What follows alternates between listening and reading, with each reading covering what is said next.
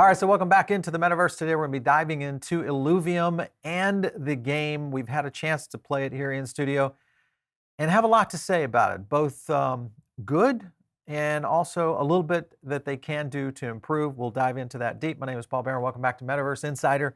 Let's get into it first and foremost, and that is Illuvium as a project. As many of you guys know, if you're not watching this game and you've been watching us for a while, then you kind of know what's happening out there. We do a ton of coverage.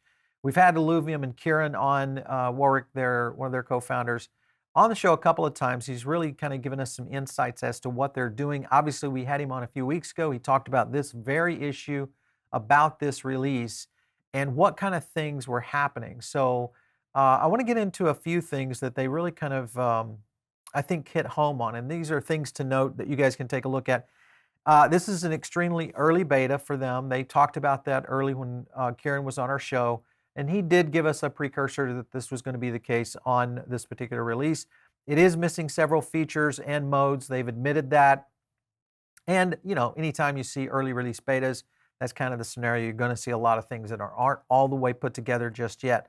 Survival mode will probably not be the most popular game type. It's designed to feel like a grind, so I think that's another factor as you guys are playing the game. If you're a big Illuvium player out there, or maybe you're looking to get into Illuvium as a play to earn or play and earn, this is one of those elements in the survival mode side of things that it is going to be more of a grind. So that are the things to note and be aware of. You know, it's one thing that when you look at game structure, the cool thing, at least for me, is this is a very polished game, and you can see it right here on screen.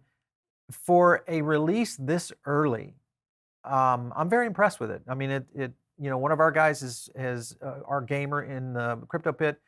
He's had a chance to really dive into it, and his feedback has been very positive, but also at the same time, there's some things within it that do need to be addressed. And of course, you know, what would we be if not Metaverse Insider without going there? So let's talk about the cons. All right, first of all, too complicated for casual gamers. This is probably going to be the biggest issue I think that Illuvium will face, because when you look at something like an Axie Infinity, or you look at other games out there that are easier to play, now there are complicated games and traditional AAA titles out there that garner massive audience, and Illuvium may be going down in that direction. Very possible, but definitely too complicated for the casual gamer. A huge learning curve is required. This is something that you're just going to have to get good at. You need to pay attention in the game. Too many variables to consider while being timed.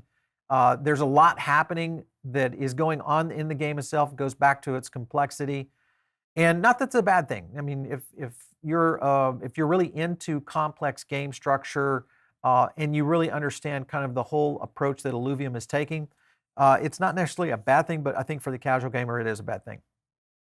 Minor character balancing issues. This is another factor that I think they'll work out in the long term as they start to build more quality around the game release. But the fact that we're seeing this early, I think, is a very good sign for Illuvium as a whole.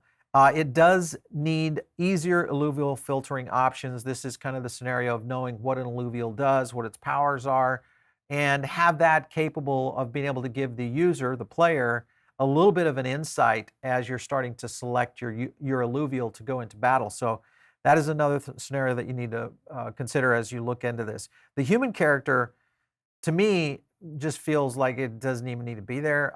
When you look at it, I mean, it's one of the least interesting characters, and most of the time, like our guys have talked about, it feels as though human characters kind of put up as the sacrificial lamb. It just cannot go head to head with a lot of these game characters that are the alluvials that really are considerably different and much more powerful. So all of that, I think, unless they maybe there's a plan to give the human character a lot more power in the game itself, so that may play into it as well.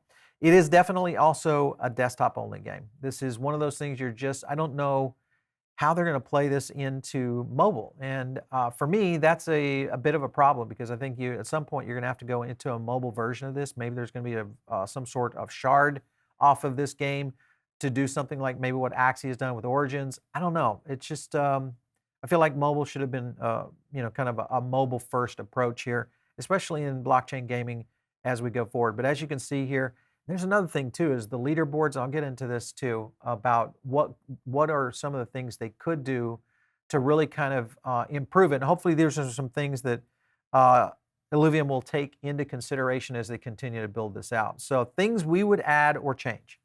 Here's a good list. So add clear and simple tutorial for casual gamers. This is something I think that a lot of games, and especially in blockchain gaming, I think a lot of people need to do, is more education and more awareness on how to get started in a game, the cycles you have to go through to understanding the game structure, the game architecture, maybe even the eco and or the economy. All of that I think needs to be played into future game sets. Basic synergy countering chart for beginners. This goes back into scenarios of really understanding how to select your battler and being able to kind of take it into the game itself. So understanding where your strengths are, maybe learning, maybe there's some things that could be dropped into the game itself as far as, suggestions when you're selecting an alluvial. The other thing is, and that kind of goes to this point here, is alluvial choice recommendation option. If they were to make that available, I think it'd be cool. Listen, the camera controls are not great. Hopefully they're going to get better though, and I think this is the early stage that we will see more and more gameplay with use case scenarios with camera angles and being able to really kind of structure this into a really AAA title that is moving in the blockchain space. So good stuff there. Make human character playable during battle. This is another thing. Real-time targeting. Kind of curious as to whether or not that would be applicable here, but definitely the human character I think needs to play a bigger role. And then also filters for close range characters. So this is another thing that if you go head to head with somebody or with an alluvial, you may be outmatched before you even get into the game itself. So you could, I think, give players, especially this goes back to the ability to onboard massive audience. If you're trying to get in to have a lot of people play this game, I don't want to always refer to Axie, but Axie is, they pretty much are the king right now when it comes to what's happening in crypto gaming. And they've been able to do it because they've been able to make the process of game understanding and game complexity accessible for casual players. So I think that is another one there. Mastery points, refund preview.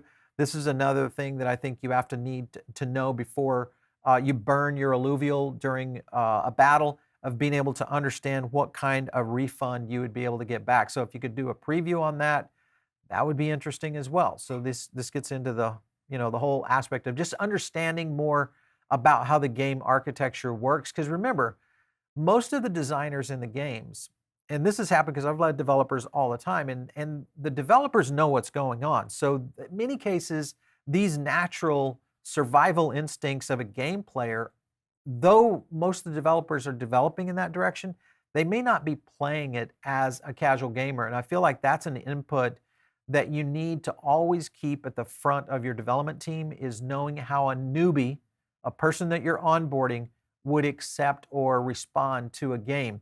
And the other thing is that the 3D leaderboard, rather than just a list where you can kind of see the list right here on the screen here on the leaderboards, is being able to get a much more visual and fun leaderboard, I think, that would play into this.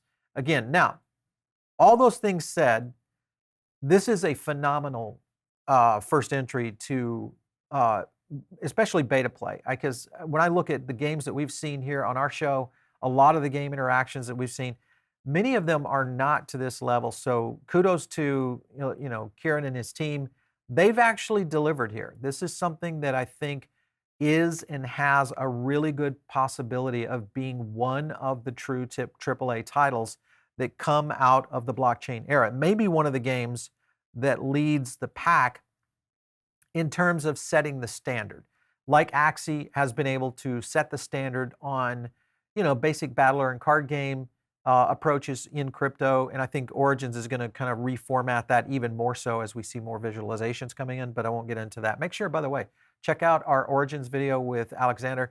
We had a chance to talk to the CEO over at Sky Mavis, and it was a good conversation. So make sure and check those out. We do try to have on founders, lead devs of many of these AAA and or gaming projects all the time right here on Metaverse Insider. So make sure and leave some comments below. We'd love to get your feedback on games that you want to see and people that you want to talk to about where the game is going, because that's one of the biggest things is what does the roadmap look like? Are they on track?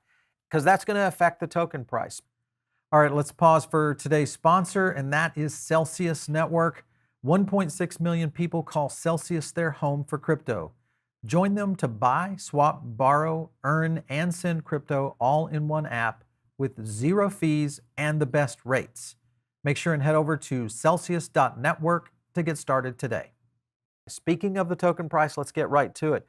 Illuvium is actually trading up today. And I pulled up our CPI data just so you guys know, if you haven't jumped into our metaverse gaming CPI, right now we're tracking these 7 tokens. We're getting ready to add in another 8 projects to the list. So we'll have 15 total metaverse gaming, and this is all the ones that kind of flow into, but we've got Axie, Gala, Sandbox is in here, Engine, and Decentraland. But we track against these and give you guys a weekly, actually 3 times a week, Monday, Wednesday, Friday, we're dropping sentiment data against this. So make sure and check out the Power Index. We also do our top 30 metaverse and gaming list, which also is available in the CPI. So you get a chance to see all that. But looking back at Illuvium, you can kind of see the scenario right here. Back 3-4 days ago, they had a 73.14 and a 73.28 on amplification. Amplification was actually over-indexing a little bit, which kind of indicated we might see some movement. And sure enough, we've had basically almost a day here full of up candles. So the likelihood is we're going to see a green close on Illuvium at a 73.97, which is up slightly, probably due to some of the coverage they're getting on the game release. But a 73.61, the amplification score is continuing to climb. So I anticipate we're going to see a few more higher ticks if you're looking at short-term trading on Illuvium. You may see some more action right here coming up soon. So hopefully you were able to buy in maybe right down here at 489. I mean, we haven't really seen this spread out too much. If you look back here, kind of the history over the past couple of months, you can kind of see where it's come down to. So I think this was a good buying spot, and now we may be starting to see a little bit of recovery. So we'll continue to track all of this for you guys. Of course, we will get Illuvium back here on the show to try to talk about kind of the changes that they have, come back from all the dev teams and all of the players that have had a chance, the beta players that have a chance to really get into it. Hopefully, I want to see kind of what this new look is going to be like. What are some of the features they're going to add into the game and how it's going to really kind of move to the next level? Because right now, it's a good-looking game. There's just the typical beta issues that you do face. Man, that dragon is so kick-ass. I love that thing. Anyway, I love the graphics, man. I just fall in love with those graphics every time I see them. Anyway, listen, if you guys have any topics, hit them in the comments below. Of course, we're always trying to get new games on the show here, so we always like to hear your input as well. If you're listening in over on the podcast right now, make sure and tune in right here to the YouTube channel. This is where you're going to catch all the graphics, all of our breakdown when we do token analysis like we did with Illuvium right here. And the best of all, you get a chance to subscribe, be part of our community, which you can jump in the Diamond Circle. We do a lot of drops there. We do some giveaways. And we're going to have a ton of new stuff coming out with Diamond Circle. So make sure and watch that because it's going to be coming soon very shortly. Also, if you want to hit me up on Twitter, it's @PaulBaron. We'll catch you next time right here on Metaverse Insider.